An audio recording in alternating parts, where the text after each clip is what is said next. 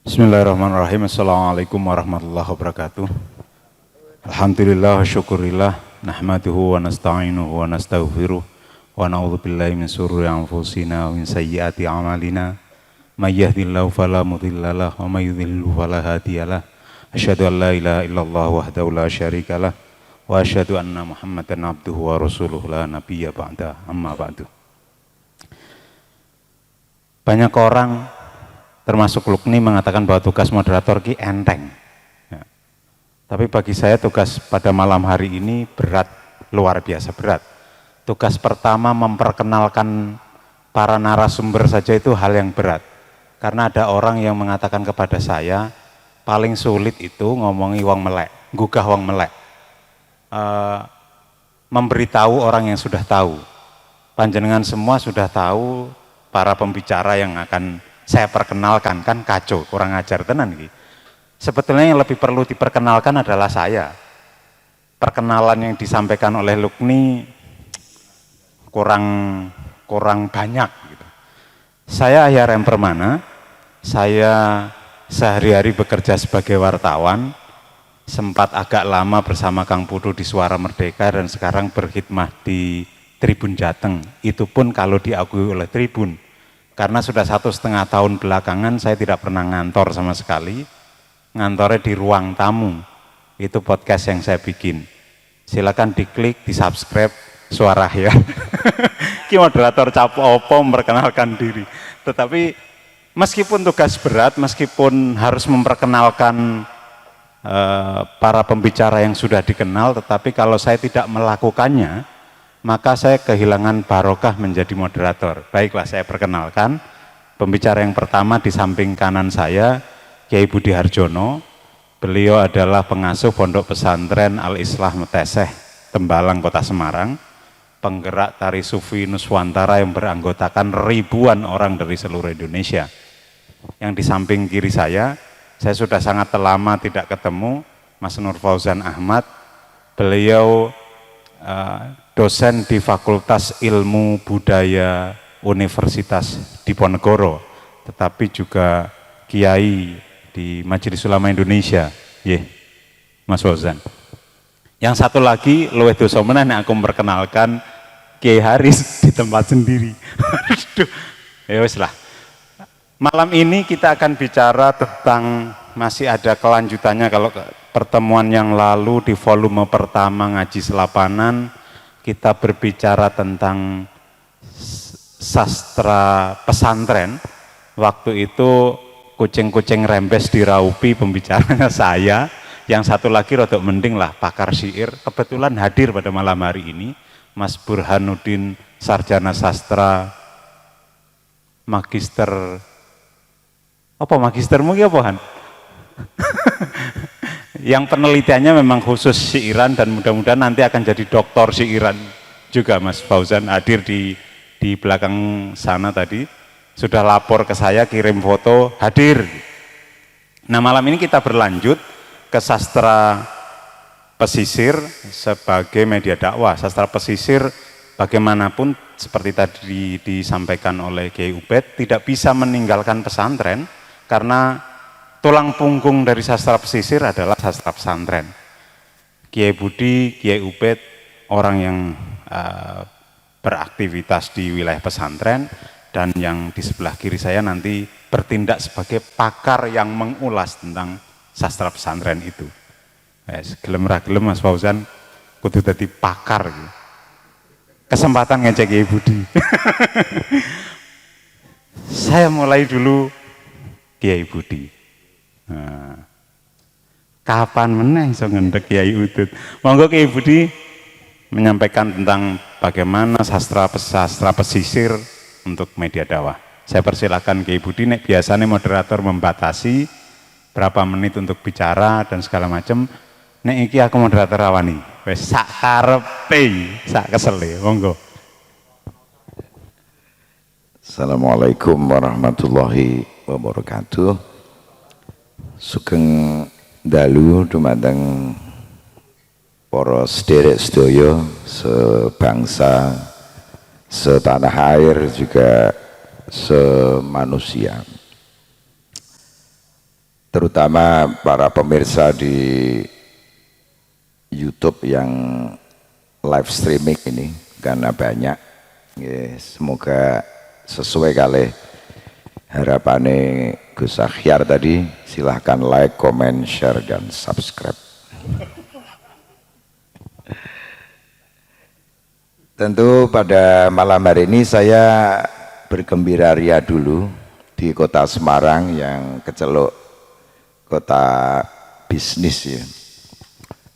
Ternyata tidak semudah itu disebut, karena di dalamnya saya tetap temukan butiran-butiran hikmah atau butiran mutiara yang ada di penduduknya, dan diantaranya ini malah yang mensupport adalah Pondok Pesantren Al-Ijkon, dan tentu ini kebahagiaan yang saya harus mengucapkan afdhalud doa alhamdulillahirabbil alamin.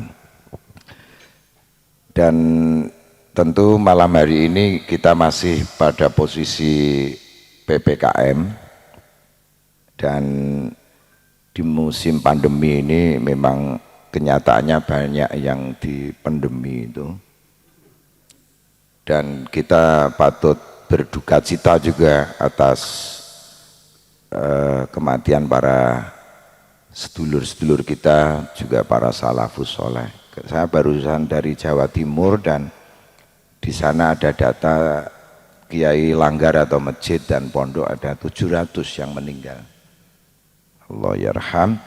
Dan tentu ini saya seringkali mengkidungkan gugur bunga. Cuman saya masih selalu punya harapan bahwa hilang satu itu tumbuh 1000 di Indonesia, karena wong wedok itu udah metengan, jadi hilang satu tumbuh 1000. Untuk supaya antara rojak dan khauf itu balancingnya ada. Saya singkat saja ini, saya mulai dari akulturasi di mana atau asimilasi ya, yang secara persuasi ini dimulai dari Mbah Yai Allah yarham Agus Sunyoto, yang menyatakan bahwa ajaran masuk Islam termasuk juga ajaran agama yang lain hanya bisa masuk kalau melalui pintu budaya. Nah itu di antara 740 suku, tanpa melalui rendah hati seperti itu, no way bisa masuk ajaran itu ke bumi pertiwi. Dan dipelopori oleh Wali Songo itu, di mana ditembangkan oleh Kanjeng Sunan Kalijogo, lirilir tandure wis sumilir, tak ijo royo-royo. Nah tanda petik ini, tak sengguh temanten anyar. Dalam makna temanten itu, ini Islam datang dan ini kearifan lokal, cuman syaratnya harus jenius lokal. Maksudnya jerung ilmune, ombong ilmune, yang mampu mentransformasikan ajaran masuk ke kampung tanpa konflik, dan itu hanya di negeri kita, Indonesia. Soalnya menurut Syekh Rumi, penyiaran agama dengan ekspansi perang akan melahirkan dendam sejarah, dan Indonesia tidak mengalami tragedi seperti di India atau di Cordova saat ekspansi melalui invasi. Nah, Indonesia melalui kelembutan yang namanya kultural itu. Nah, dari tema malam hari ini tentu kita lebih karib memaknai hal tersebut melalui akar tradisi dengan yang datang sebagai ahlan wa sahlan Islam. Itu punya ciri sibghah yang sama. Islam selalu mengembangkan, ini juga termasuk pada era jahiliyah juga, tapi itu diteruskan melalui syair, melalui dendang-dendang qasidah. Dan ini kearifan lokal juga, di negeri kita ini juga memiliki sebuah ciri sukanya berpantun, sukanya nak wong Jawa bilang parian yang juga didendangkan. Nah, jadi kalau saya mendengar qasidah-qasidah di Indonesia itu, satu misal dikasih suluk itu kalau orang Jawa bilang dikasih bowo namanya. Dan di sana tidak asing. Jadi Islam dengan cara kecerdasan persuasi seperti itu bisa masuk ke pribumi tanpa konflik. Dan itu yang saya sebut dengan cara persuasi. Gitu Mas Akhyar.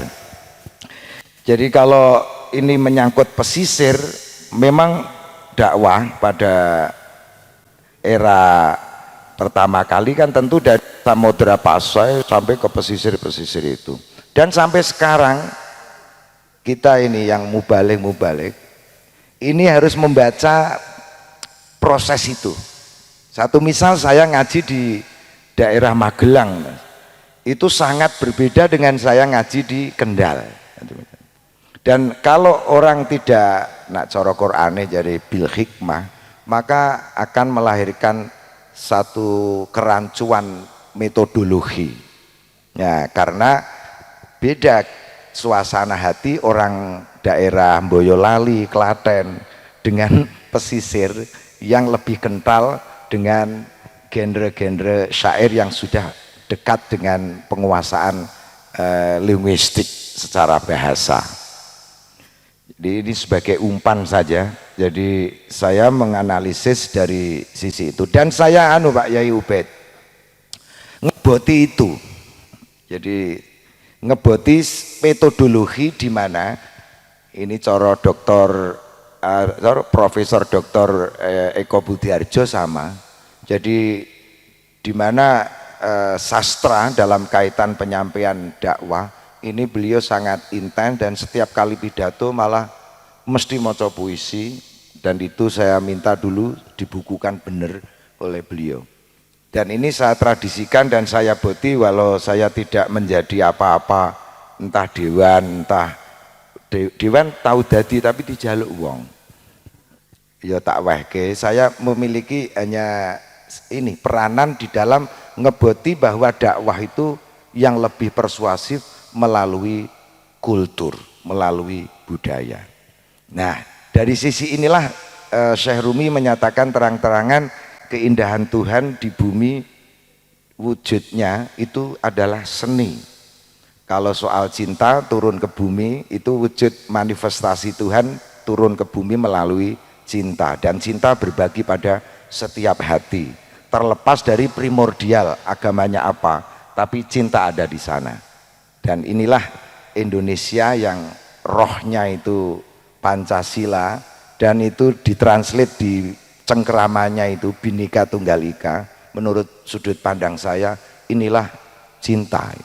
Jadi hal yang paradok bisa dipandang sebagai kesatuan, dan itu menunjukkan negeri pecinta. Sehingga kalau orang masuk ke sini kok tidak membawa itu ibarat masak dia petilan, dan itu sangat dibaca oleh arkeolog bahwa mustahil orang datang ke Indonesia dengan membawa petilan ketika di sini sudah terjadi orkestra secara musik. Dan inilah negeri kita yang harus kita syukuri, yang didoakan oleh Mbah Maimun sebelum Suwargi mau berangkat ke Mekah yang terakhir itu, Indonesia akan menjadi mercusuar dunia dengan parameter tersebut. Jadi aku nak ndelokke ngono Mas Akhyar, pede banget aku. Jadi nak ana wong nyiarke agama kok terus metodologinya itu mung khotbah, itu ya cara adonan ngono ya iso go pedes kuwi mung lomboke tok deh. Jadi dia tidak mengenal ramuan secara kimiatus saadah. Ya, dan itu ya sing ngrasake ya ceplusen dhewe kono. Ra enake kuwi mau. Dan itu yang diingatkan arkeolog. Kalau engkau datang ke Indonesia tidak rendah hati, siap saja kamu bertatapan dengan banyak komunitas, banyak institusi, dan kamu akan mencelat sendiri pada akhirnya. Dan itulah yang saya boti sampai hari ini. Ngono Mas Akhyar. Jadi tema malam hari ini sastra pesisir sebagai media dakwah, karena metodologi dakwah itu saya ngaji sama Pak Zikron itu ada 10 metode dakwah yang harus ditembus. Tidak hanya soal sastra, tidak hanya soal pidato, tidak hanya soal drama, soal termasuk ahli suwo. Nah itu. Lah suwo itu iki ya ana sing teko kita ini. Suwo itu juga metodologi dakwah. Yo, ngono, ahli suwo itu. Jadi jangan dikira tidak punya peranan, punya itu. Dan saya yakin dakwah dengan sudut pandang yang sangat beragam seperti itu, orang akan mengapresiasi setiap reposition dalam institusi di negeri kita Indonesia. Oke, mangke kalih ngopi soalnya niki nggih nak kula jago ngenten niki betah kula. Jadi untuk seumpama iki 5 jam apa 4 jam. Oke mawon. Nah, ngoten sithik-sithik dadi aja kaya penceramah wong jagong iki anu sithik-sithik. Aku tahu ngonangi wong Afghanistan mrene jaulah lah kok malah pidato nok ngarepe Yai Kharis. Gaite tak uneni. Iki bolomu ki nak ora meneng tak tempiling lho kowe. Ujuk-ujuk ceramah kok iki Ubed. Kan ra enak nyangklak wong jagong kok digawe ceramah gitu. Terus meneng lah Yai Kharis malah baru tanya. Minainanta ya. Jagong. Nah, pernah saya juga dianu oleh Gus Najih pas rawuh biasanya langsung pulang enggak lah ndungu pidato kula kok entuk kosakata unik-unik tanya ya Budi ngono ki ana kamuse ora wonten Gus lah tumbase teng pundi oh niku anu kamuse niku jagong Gus. Jadi saya memperoleh pengalaman unik-unik itu dari proses jagong seperti wah lah kuwi sing angel aku jagongi Gus Najih. Monggo, matur nuwun. Iya, matur nuwun Kiai Budi. Bahwa ketika Islam masuk di Indonesia sudah ada orkestra. Jadi penggalan musik masuk sudah ada orkestra. Maka orang afdol kalau tidak diselingi musik dulu. Loh. Mas Yanuar monggo. Nah, kita selingi musik Mas Yanuar dan kawan-kawan, kemudian ke Mas Fauzan.